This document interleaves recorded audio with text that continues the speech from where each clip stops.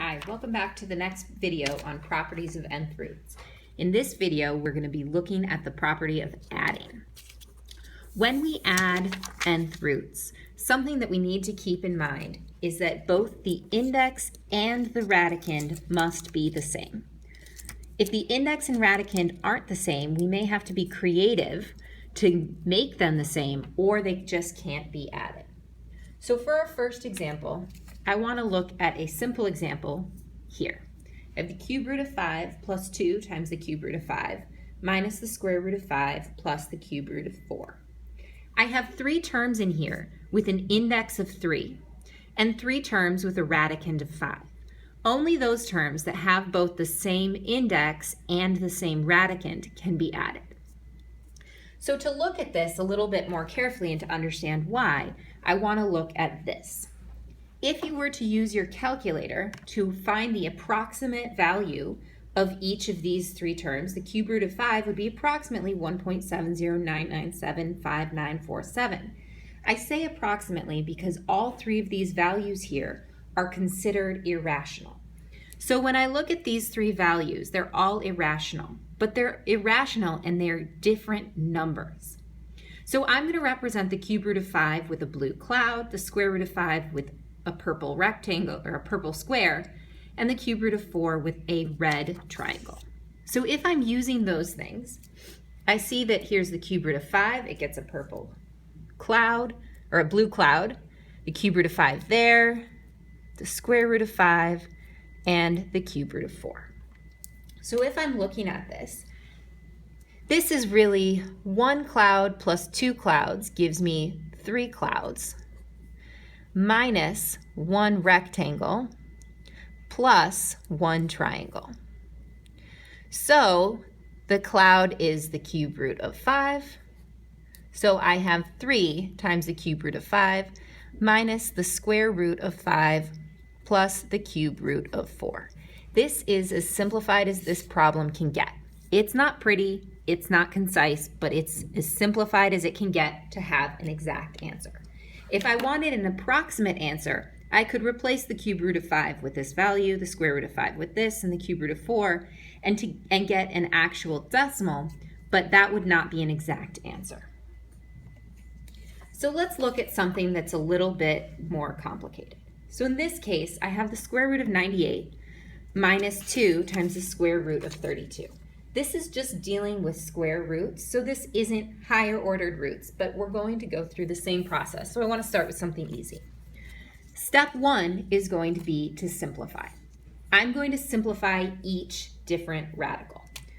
So the square root of 98, I want to write as the square root of a perfect square times something that's not. And 98, I know, is 49 times 2, minus 2 times the square root of 32, which I could write as 16 times 2.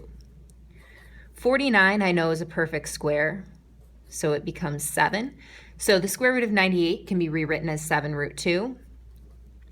The square root of 16 is 4. So the square root of 32 can be rewritten as 4 root 2. So I now have 2 times 4 root 2. So this is 7 root 2 minus 8 root 2. Root 2 and root 2 are the same, so this becomes, so I'm same index, same radicand, so I can now combine these, and this is negative square root of 2.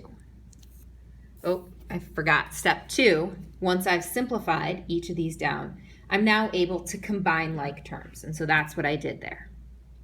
So that was a simple problem. Let's look at a more difficult problem. So here's my more difficult problem. 5 times the cube root of 16 plus the cube root of 54 minus 2 times the cube root of 250 plus the cube root of 81. I've noticed that all of my radicals have the same index, but none of them have the same radicand. Step 1 is simplify. So we're going to go through and simplify. Simplifying is not going to be that easy because instead of dealing with square roots that I'm comfortable with, I'm dealing with cube roots. So I'm going to pull out my table. Remember, these values in here are a raised to the n. I'm interested in cubes, so I'm going to be looking across here. So in my step 1 simplify, I'm going to be trying to write 16 as something cubed times something else. So this is going to be 5 times the cube root. 16 is 8 times 2.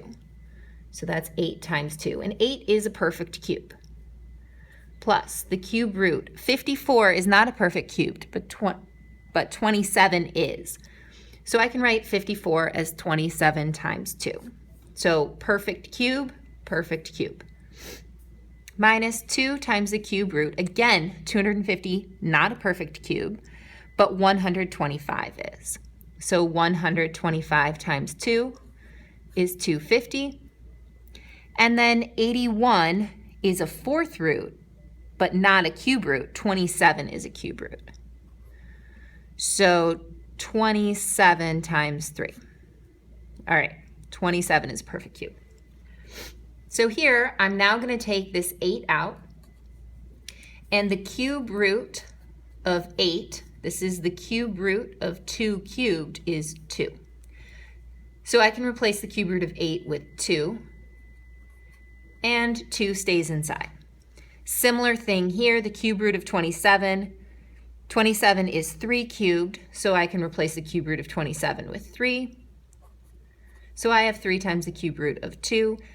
Keep moving, the cube root of 25, 5 cubed is 125, so minus 2 times 5 times the cube root of 2, plus 27, 3 cubed is 27, so the cube root of 27 is 3, cube root of 3. I'm going to do another simplifying to multiply these things out. So I have 10 times the cube root of 2, plus 3 times the cube root of 2, minus 10 times the cube root of 2, plus 3 times the cube root of 3.